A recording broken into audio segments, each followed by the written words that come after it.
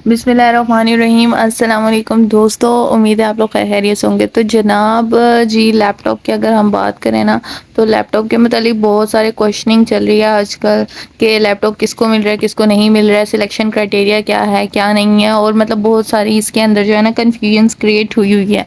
तो अगर आप वीडियो पूरा देखते हैं तो आपको आपके जितने भी क्वेश्चंस हैं आज क्लियर हो जाने वाले हैं। तो जनाब वीडियो में बने रहिएगा। चलिए वीडियो स्टार्ट करते हैं। सबसे पहले हम बगैर टाइम वेस्ट किए हम बात करते हैं कि सिलेक्शन किस किस की हो रही है। ये मैं 2023 के लैपटॉप की बात कर रही हूँ, ठीक हो गया। अब सिलेक्शन किस बेस पे हो रही है, किसकी हो रही है क्या नहीं है। बच्चे कहते हैं कि 3.2 वाला भी सिलेक्ट हो रहा है, फिर कुछ कहते हैं कि 4 वाले भी सिलेक्ट नहीं हो रहे हैं, 4 सी छिपे वाले ये वो, इस टाइप के क्वेश्चंस चल रहे हैं। तो जनाब मैं आप लोगों को बड़ा इजीली क्लियर करती हूँ आज। इसमें सीन कुछ ऐसे है कि गवर्नमेंट ने बता दिया है कि मैंने आप लोगों ने जो बैचलर्स हैं, जैसे यानी कि बीएस वगैरह की जो डिग्रीज हैं, या फिर मतलब अंडर ग्रेजुएट्स की अगर आप बात कर लें, तो उन्होंने बताया है कि फ़लाँ सेमिस्टर से 10% उठाने हैं, फ़लाँ सेमिस्टर से 10% उठाने हैं, फ़लाँ सेमिस्टर से 5%। मतलब इस तरह से HEC ने खुद बताया है कि कितने कितने परसेंट किधर किधर से किस तरह से किस बेस पे सिलेक्शन करनी है। तो उसकी बेस पर सिलेक्शन चल रही है। अब यहाँ पर अगर हम बात करें ना कि जैसे अगर मैं इस टॉपिक पर बात क्यों कर रही हूँ, मोस्टली मैं तो व्लॉग वगैरह के ऊपर वर्क करती हूँ। तो यहाँ पे मैं आपको बताती चलूँ कि इस टॉपिक पर बात मैं इसलिए कर रही हूँ बिकॉज़ आपकी बहन की भी सिलेक्शन हो चुकी है, ठीक हो गया है। तो जनाब सिलेक्शन हो चुकी है और जस्ट वेट चल रहा है कि हमें कब लैपटॉप मिलता है। तो इसलिए मैंने सोचा कि इतनी सारी क्वेरीज है बच्चों की इस चीज़ के रेलिवेंट, तो क्यों ना मैं इस पर एक प्रॉपर वीडियो बनाकर अपलोड करूं जिसकी जो भी क्वेरीज हैं ताकि वो क्लियर हो जाए। तो अब जैसे अब मैं आपको अपनी एमफिल की ही एग्जांपल देती हूँ। अब मैं हूँ एमफिल की स्टूडेंट। अब एमफिल के अंदर कितने सेमेस्टर होते हैं आप लोगों को पता है। एट अ टाइम 4 सेमेस्टर चलते हैं, first second third and fourth, 4 semester चलते हैं। अब इन्होंने 5% कोटा था एमफिल का, तो उसके लिए इन्होंने क्या किया, फर्स्ट एंड सेकंड और थर्ड और फोर्थ को मिला दिया, ठीक हो गया। इसको मिला के बन गया फर्स्ट ईयर और इसको मिला के बन गया सेकेंड ईयर। एमफिल का पहला साल और एमफिल का दूसरा साल। इन्होंने इस फर्स्ट ईयर से उठाया है 25 बच्चों को और इस सेकेंड ईयर से उठाया 25 बच्चों को, ठीक हो गया।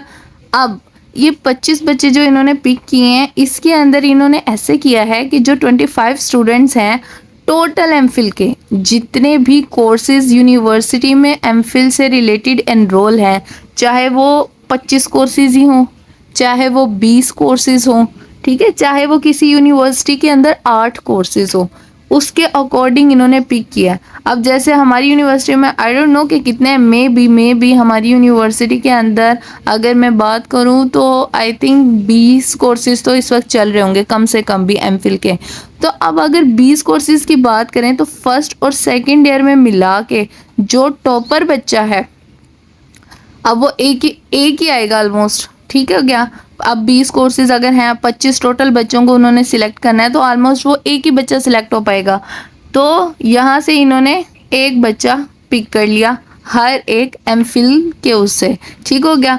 अब उसके बाद इन्होंने क्या देखा कि हर एक उससे उठाने का भी इन्होंने नहीं, इन्होंने इनकी जिम्मेदारी ये नहीं थी कि इन्होंने हर एक कोर्स से उठाना ही उठाना है।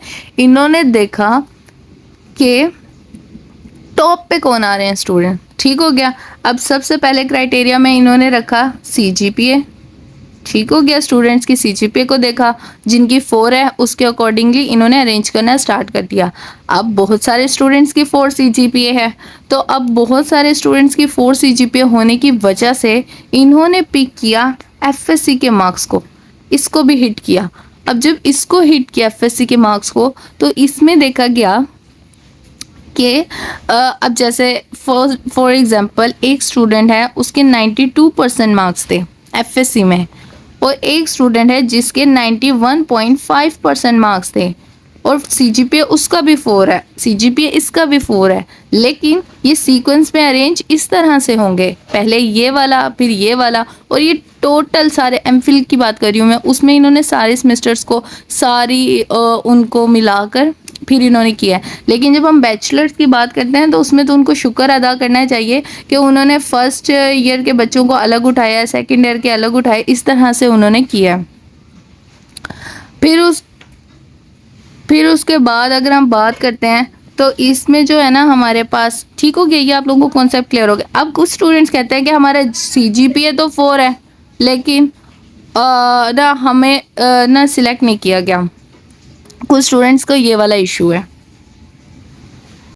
हाँ जी, तो कुछ स्टूडेंट्स का इशू ये था कि हमारा सीजीपीए 4 है, या फिर मतलब ये 4 से तो उन्होंने सिलेक्ट करना स्टार्ट किया था ना। उसके बाद उन्होंने 3.99 वालों को भी उठाया, 3.98 वालों को भी उठाया है, ठीक है। लेकिन वो देखते गए, अब देखो 3.99 एक के मार्क्स हैं, 3.99 ही अगर लगा लें दूसरे के मार्क्स हैं, ठीक है, सीजीपीए है। लेकिन 3.99 इस वाले की अगर मार्क्स एफएससी में थे 91% और इस वाले के थे 91.5%, तो इसको ऊपर लिखा जाएगा और इसको नीचे। तो इस तरह से यहाँ पर इन्होंने, ठीक है, अरेंजमेंट की है और इसी बेस पे हर एक को, चाहे वो बैचलर्स की डिग्री है चाहे वो दूसरी डिग्री है, सिलेक्शन क्राइटेरिया इस बेस पे हुई है सिलेक्शन। आई थिंक सो आप लोगों को सिलेक्शन का जो है पॉइंट क्लियर हो चुका है। तो हमारा जो पॉइंट था सिलेक्शन वो हमने सॉल्व कर दिया। अब उसके बाद हमारा जो पॉइंट था, नेक्स्ट पॉइंट को जब हम डिस्कस करते हैं तो हमारा नेक्स्ट पॉइंट ये था कि जो स्टूडेंट सिलेक्ट हो चुके हैं, अब वो लिस्ट आ गई, लिस्ट जारी कर दी यूनिवर्सिटीज़ ने, ठीक है। लिस्ट आने के बाद अब स्टूडेंट्स को ये था कि जैसे ही लिस्ट डिस्प्ले हुई है बस जी वो सिलेक्ट हो चुके हैं, उनके नाम के आगे सिलेक्टेड लिखा हुआ आ चुका है और उनको लैपटॉप्स मिल जाने चाहिए। लेकिन ऐसा नहीं है, लैपटॉप्स इस बार बहुत कम है, तो हर चीज़ को वो बड़े ही अच्छे तरीके से वेरीफाई किया जा रहा है। अब इसमें उन्होंने क्या किया कि लिस्ट जो दी गई थी, जो यूनिवर्सिटीज़ ने लिस्ट जारी की अपनी वेबसाइट पे, फिर उसको रिवाइज कर करके वो लोग अपलोड करते रहे कि उसके अंदर जो जो चेंजिंग्स करनी थी वो करते रहे। डाटा को वेरीफाई आहिस्ता आहिस्ता आहिस्ता आहिस्ता छोटे छोटे बच्चों के डाटा को वेरीफाई करते रहे वो। अब एचईसी ने क्या किया है कि उन्होंने अपनी डेडलाइन जारी कर दी है कि लाइक पहले मतलब इसके मुतालिक ख़ास कुछ कहा जा सकता, क्योंकि कुछ लोग कहते हैं कि पहले 31 जुलाई जो है ये है इस तक होना चाहिए। फिर कुछ स्टूडेंट्स ने कहा कि अब फर्स्ट वीक ऑफ अगस्त है, पता नहीं, खैर अभी इस बारे में कुछ नहीं कहा जा सकता कंफर्म। लेकिन ये है कि अगस्त के अंदर अंदर ही सारा ये क्राइटेरिया कंप्लीट हो चुके हैं। अब इसमें हम अगर बात करें, अब हम बात करने वाले हैं इस टॉपिक पे कि डिसअप्रूव क्यों किए जा रहे हैं स्टूडेंट्स। अब ये वाला बड़ा क्वेश्चन रेज किया जा रहा है कि स्टूडेंट्स को डिसअप्रूव क्यों किया जा रहा है, क्यों किया जा रहा है, क्यों किया जा रहा है। अब आप ये देखें, आपने अपने डाटा में अपना नेम, फादर का नेम, CNIC, आपका फ़ोन नंबर, आपके और क्या था, हाँ, आपका सेमेस्टर कौन सा चल रहा है, आपका ईयर कौन सा है, ठीक हो गया। उसके बाद आपने अपनी एफएससी के मार्क्स और आपने अपना सीजीपीए और ये सारा डाटा पुट किया था। अब देखें, आपके इस डाटा में से कहीं पे भी अगर मिस्टेक है, ठीक है, फ़ोन नंबर को आई गेस उन्होंने इतना बॉदर नहीं किया हुआ, लेकिन बाकी जो चीज़ें अगर किसी भी जगह पे एक भी मिस्टेक है तो उसको आपके डाटा को डिसअप्रूव किया जा रहा है, ठीक है। फुली एंड फाइनल डिसअप्रूव किया जा रहा है आपके डाटा को अगर कहीं पर भी कोई मिस्टेक है। जैसे कि अब यहाँ पर हम, और वो जो है ना, फिर वो डिसअप्रूव करने का सीन ये है कि अगर वो डिसअप्रूव करते हैं इसका मतलब ये नहीं कि वो स्टैम्प लग गया अब आपको मिल ही नहीं सकता। आपने अपना सिंपली जाके उस डाटा को करेक्ट करवा देना है। एक एप्लीकेशन फॉर्म जो कि एचईसी की वेबसाइट पर ही पड़ा हुआ है, या तो आपकी यूनिवर्सिटी की वेबसाइट पर भी मिल जाएगा करेक्शन फॉर्म के नाम से। तो आपने जस्ट उसको डाउनलोड करना है, उसको प्रिंट आउट करवाना है, उसके ऊपर फिलअप कर देना है कि कहाँ पे आपने, जैसे फ़र्ज़ किया आपने अगर अपनी एफएससी के मार्क्स को गलत मेंशन कर दिया था, आपकी 98% थी लेकिन आपने 100% लिख दिया था, तो अब आपने गलत लिख दिया था ना, तो आपने उसको जब करेक्ट करवाना है तो आपने उसको साथ में उसकी कॉपी अटैच कर देनी है और साथ में वो एप्लीकेशन को राइट करके और अपने फोकल पर्सन को जाके सबमिट करवा देना है। तो आपका फोकल पर्सन आपके डाटा को वेरीफाई कर देगा और उसको अप्रूव कर देगा, ठीक हो गया। और अप्रूव करने के बाद जो आपका 98% बनता है ना, 98%, उसकी बेस पे देखा जाएगा कि क्या आप सिलेक्टेड की लिस्ट में फॉल करते हो, या देखो ना आपने 100% लिखा था, 100% के अकॉर्डिंग लिस्ट में आपको डाला गया था, सिलेक्टेड आ गया था, आपके नाम क्या आ गया। लेकिन अब जब 98% लिखा जाए, क्या पता एफएससी में किसी के आपसे ज़्यादा नंबर हो और सीजीपीए भी उसका आपसे हाई हो, तो ऑब्वियसली वो आपसे ऊपर चला जाएगा। फिर डिपेंड करता है आप सिलेक्ट होते हो नहीं हो। ठीक है, ये बात समझ आ गई आपको। इस तरह से आप डिसअप्रूव हो रहे हो। उसके बाद आपने या फिर अपने सीजीपीए में मिस्टेक कर दी, या फिर आपने अपने सेमेस्टर और ईयर में मिस्टेक कर दी। देखो ना, आप फर्स्ट और सेकंड सेमेस्टर से अगर बिलोंग करते हो तो आपने अपना ईयर फर्स्ट ही सिलेक्ट करना था। अब कुछ स्टूडेंट ने अगर सेकंड ईयर सिलेक्ट कर दिया और उनकी सिलेक्शन सेकंड ईयर की उसमें जब लिस्ट बनाई गई, डाटा वेरीफाई हो रहा है, तो उसके अंदर बना दी। अब सेकेंड ईयर वाले जो स्टूडेंट्स थे, अब आपने एक तो उनके डाटा में जाके मसला क्रिएट कर दिया, दूसरा आपका खुद का डाटा आगे पीछे हो गया। आपका देखो ना, आपको मैंने बताया ना कि उन्होंने फर्स्ट ईयर की अलग बनाई, सेकंड ईयर की अलग, उसकी बेसिस पे अब इसके जो 25 बच्चे हैं उनमें जाके आपने एक सीट ले लिया। अब आपको उस बेस पे मिलेगा थोड़ी लैपटॉप, क्योंकि यहाँ पे जो क्राइटेरिया है सीजीपीए और उसका वो अलग चल रहा होगा, यहाँ पे जो है वो अलग चल रहा होगा। यहाँ पे मोस्टली बच्चों की 4-4 सीजीपीए या जितनी भी है, इधर में भी कम हो स्टूडेंट्स की सीजीपीए और उसमें आपका नाम आ गया। हाँ जी, हाँ जी। फिर जब आप अपने डाटा को जाके वेरीफाई कराते हो और मे बी आप इन स्टूडेंट्स में फॉलो ही नहीं करते हैं, तो फिर तो आपको नहीं मिलेगा ना लैपटॉप। ठीक हो गई, ये सही बात आपको क्लियर हो गई कि किस तरह से डाटा जो है वो डिसअप्रूव किया जा रहा है।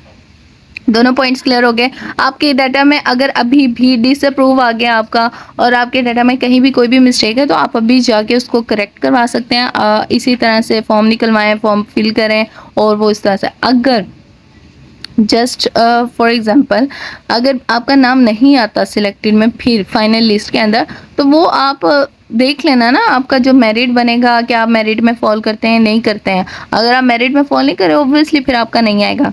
और डिसअप्रूव की एक और रीज़न ये है कि या तो आपको लैपटॉप पहले मिल चुका है। अब पहले मिल चुका की बात हम दो तरह से करते हैं कि एक तो स्कीम आई थी पिछली, फेज़ 2 आया था, या तो उसमें मिल चुका है, या तो एक फेज़ 1 आया था, या तो उसमें मिल चुका है, या फिर आपको लैपटॉप मैट्रिक के मार्क्स की बेस पे मिला था। बच्चों को याद है आप लोगों को कि एक इन्होंने तब ऐसे ऑनलाइन अप्लाई करने वाला कोई सिस्टम नहीं था, लेकिन मैट्रिक की बेस पे जिसके भी 90% से अबव मार्क्स थे, तो उन स्टूडेंट्स को लैपटॉप दिया गया था। तो उस बेसिस पे क्या पता आपको मिला हो, तो उस बेसिस पे भी आपको डिसअप्रूव किया गया। ठीक हो गया आपको, आई थिंक सो सारे क्वेश्चन समझ आ गए हैं।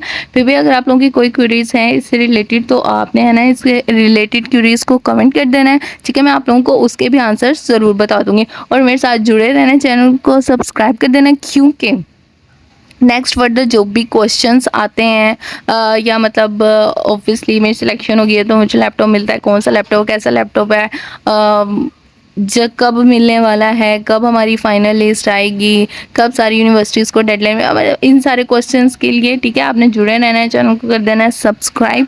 और फिर मिलते हैं नेक्स्ट वीडियो में। टिल देन अल्लाह हाफिज़। इस सारी चीज़ों को इग्नोर कर देना है, गंदा मंदा जैसे भी मैंने समझाया, बस मेन चीज़ है आपको पॉइंट क्लियर होना चाहिए। अल्लाह हाफिज़।